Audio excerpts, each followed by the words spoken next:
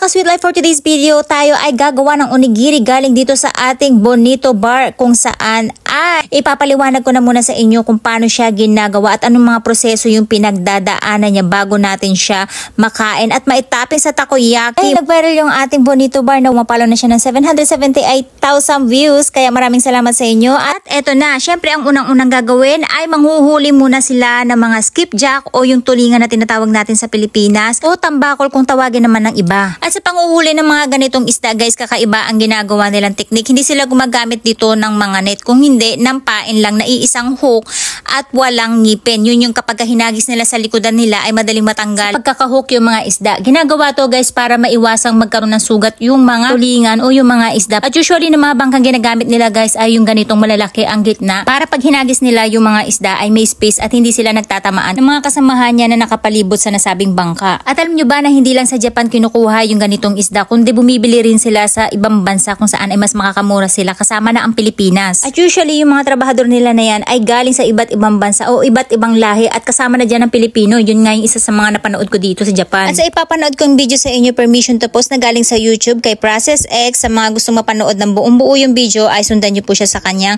YouTube channel. Ang pangalan niya ay Process X. At mabalik tayo sa kaninang topic natin kung saan ay nanguhuli sila ng tulingan at nakikita nyo yung parang nag-i-spray na yan. Yan ay may amoy kung saan ay napakalansa, kaya naman naglalapitan yung mga tulingan na yan para mas madali nilang mahuli. At pagkahagis nila yan sa likuran na yan, kung nakikita nyo nag-i-slide na yan kung saan ay dediretso na sila sa may freezer. At yan kung makikita nyo dito ay sobrang tigas talaga ng mga isda pagka-deliver, and then i-defrost nila yan, tatanggalan ng buntot at ulo sa kanila lilinisan. And then dito naman sa pinagbabagsakan mismo ng isda, kung makikita nyo meron na silang conveyor belt kung saan ay diretso na siyang papasok sa loob para dun pagpilian ng mga nakaabang na ng mga trabahador yung maliliit at yung mga na-damage. Saka naman nila dito paghihiwa-hiwalayin yung maliliit dun sa malalaki. At kapag napili na yung malalaki, saka naman nila dadalhin ito dun sa factory kung saan gagawin ang Bonito Bar. Tapos pagdating naman sa factory, ang gagawin nila dito ay i-defrost naman nila gamit ang tubig ng punong-puno ng yelo. Ito yung para hindi bigla ang malusaw yung ating isda at hindi sila mawalan ng lasa. At saka naman nila tatanggalan ng tubig bago dalhin dun sa may linisan. At sa paraan ng paglilinis nila ay una nilang nililinis ang ulo, and then saka nila tatanggalan ng hasang. And then after nila matanggalan ng hasang ay ibababad nila ito sa tubig para dire-diretso lang na umagos yung kanilang, para ito ay makabawas ng lansa. Saka naman nila ito hahatiin sa gitna para matanggalan ng buntot at tinik. At after nilang malinisan yan ay pinapaagos pa rin nila ng tubig yan yung para dire-diretso na nawawala yung kanilang lansa at yung dugo. At saka naman nila to ihahatag sa isang tray para ito ay sabay-sabay na mapakuluan. At itong parte na nga pala na to ay paggagamitan niya ay ang paggawa mamaya ng surimi paste, kung saan yun yung ipangkukuting dito sa gagawin natin Bonito Bar. At yung ginagamitan naman ng machine, yan mismo yung isda na gagawing Bonito Bar. At same process lang din tulad ng ginawa dun sa mga naunang nilinis na isda. Saka naman siya pakukuluan sa init na 80 degrees Celsius sa loob ng 1.5 oras. After mapakuluan, aahunin nito at ilalagay ulit sa tubig. Ito ay para malinis naman at tanggalan ng mga tinik na siya makakaabala. Ganon din yung mga kulay itim na parte ng karne. At pagkatapos ay i-steam na nila ito ulit para ma-moisturize yung isda at ganon din na ma-sterilize. Pagkatapos mailabas sa steamer ay lilinisin nila ulit ito at tatanggalan nila ng mga itim na parte pa na natitira. Saka nila ito gigilingin. Ito yung gagawin na pang-coating dun sa mga gagawing Bonito Bar, at lalagyan din nila to ng mga sariwang isda para maganda ang maging result ng pagkaka-paste niya. Ang paggagamitan nito ay yung mga gagawing Bonito Bar kung saan ay parang pinaka-plaster siya na pantapal dun sa mga butas at gasgas para maiwasan din ang pagkakaroon niya ng crack at magkaroon ng amag sa loob bago siya pausukan ng matagal na oras. At sa paggawa ng pugon, pumipili rin sila ng kahoy dito kung saan ay maglalabas ng mabangong aroma dun sa kanilang gagawing Bonito Bar. At bakit pinapausukan ito ay para maiwasan na pasukin sila ng amag hanggang loob at maiwasan ang bakterya. At pagkatapos nila ito mapausukan, ipapasok na nila ito sa isang malaking oven kung saan dito ay papausukan din nila ng konti habang mainit ang temperature sa loob, at ito ay hanggang sa tumigas na kasing tigas ng kahoy. After nila ito mapatigas, ito naman ay kanilang lilihahin. Ito yung kapag ka-inisprayan nila ng fungus mold, ito ay para ma-absorb ng mold yung mga natitira pang moist sa loob ng kanilang Bonito Bar. At saka naman siya itatago sa isang bodega na may 25 to 28 degrees Celsius at sa loob ng 2 linggo hanggang ito ay ma-perfect na magkaamag. At saka naman nila to natural na papaarawan at i-sprayan ulit ng fungus, saka nila ibabalik balik ulit sa araw. Hanggang 6 times na igagawin nila ito hanggang sa ma-perfect nila. At ayan na nga, tuyo-tuyo na siya kaya binibilad na nila ng diretso sa arawan. After yan ay ibabox nila yan sa kanila, ipapadala dun sa mga supermarket o yung mga souvenir shop kung saan ay doon ang bentahan ng mga ganyan. At makaka-order din kayo sa mga online store and mga factory kung saan ay kinakatam na siya para yun yung ire-repack na nila. At thank you doon sa mga nag-correct sa akin about dun sa pagsabi ko ng kalso. Ang tama sila, ang kalso ay hindi nga pala pangkatam kasi nasa isip ko talaga yung pangkatam, hindi ko lang siya alam banggitin. So ayan na guys, ito yung bonito natin kung saan ay may nag-suggest sa akin na i-adjust ko daw tong aking katam. Pero in-adjust ko nga siya, ang nangyari lang ay lumaki yung itong pinaka-powder natin na ginagawa. So, sabi ng asawa ko, iba daw yung katampala na ginagamit para sa paggawa ng kusot.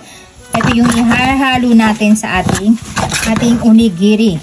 Ayan. Kaya bibili tayo ng bukod nun. Pero ang gagawin ko ay magdi-DIY tayo guys ng katam para dito sa ating bonito flakes.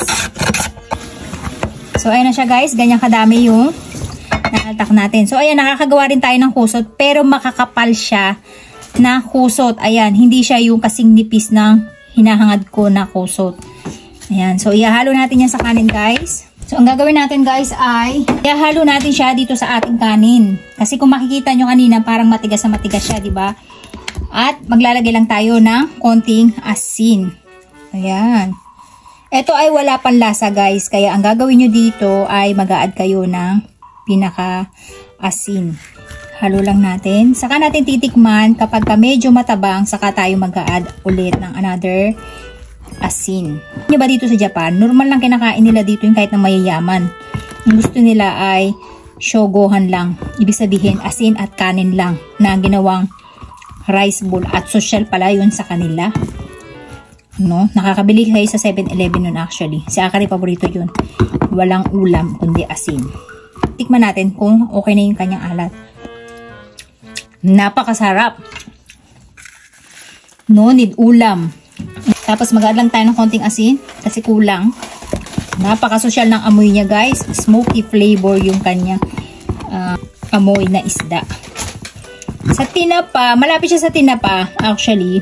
Gagawin naman natin susunod ay ilalagay natin siya dito sa ating onigiri molder. Ayan, may nabibili nito guys sa Daiso at sa online. Ilalagay ko sa ilalim ng ating link kung saan makaka-order nito.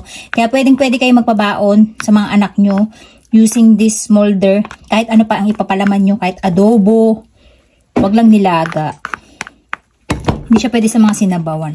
Paggawa ng onigiri guys, hindi nyo siya kailangan siksikin, kailangan ay tamang-tama lang at babasain nyo siya ng konti para hindi siya didikit. Ayan. Tapos, ipipress nyo lang siya ng light na light. Kasi yung iba guys, nakikita ko pagka mga first timer o hindi alam ang paraan ng paggawa ng onigiri ay dinidiinan, halos tinatanggalan ng hangin which is mali yun. So, kailangan ay light pressure lang yung ating i-apply para hindi siya maging matigas. Ayan. So, ganito lang siya guys. At, tataktak lang natin. Ayan. Pipress lang natin to. Wala! Meron na tayong special onigiri. Yay! O, diba? Ang syala ng ating onigiri. Meron tayo dito guys na kimchi. Meron na kayong pang-agahan, pambento, o kung ano pa man ang gusto nyo. And then, pwede rin kayong maglagay ng toppings dun sa ibabaw ng inyong onigiri. Kung feeling nyo ay plain na plain lang siya. Ayan. May nabibili din ng mga ganito na lagayan ng onigiri kung kayo ay magpipiknik naman o ipapabaon nyo sa mga anak nyo. So, ayan. Pwede kayong maglagay sa ganito. And then, babasain lang natin to guys. Yan ay para hindi siya dumikit. Yan guys. Yan yung ating onigiri. So, ayan na guys, yung ating onigiri kung saan ay hapunan natin. At pwede rin kayong mag-add guys dito sa inyong kanin ng konti ng plum paste or yung paste ng sampalok para maging lasang konting twist lang siya na maasim at maglalasa siya na para kayong kumakain ng pangat without soup. Napakasarap niya, promise. Dahil meron na bibili dito sa 7-Eleven kung saan ay nasa 200 yen din yata siya. Isa siya sa mga paborito na binibili ko.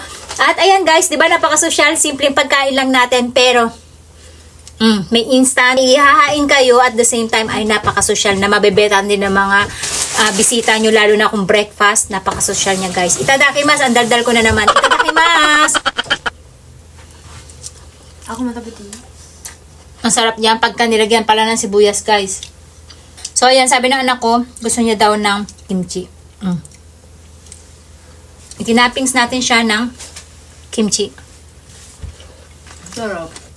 Bagay na bagay guys kasi parang pangat ang kinalabasan dahil maasim yung kimchi. Kahit na mga junakis nyo, ng mga baby nyo guys, magugustuhan nila to, promise. Gustong gusto ni ate.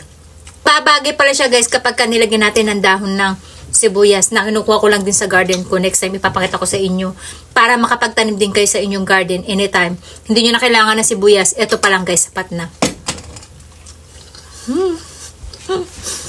Kulang pa siya ng konting asin. Pero kung hahaluan natin siya ng plum, no need tayo ng asin kasi maalat-alat na yun guys. Alam nyo guys kung bakit masarap siya kasi bagong saing yung sinaing natin. So yung ginawa natin powder kanina na medyo matigas pa, lumambot na siya dahil na-steam na nung kanin, na galing dun sa kanin natin. At tamang-tama sa gutom na gutom dahil mabilisan talaga siyang ihanda. At napakasimple niya pero social kaya itry nyo na din.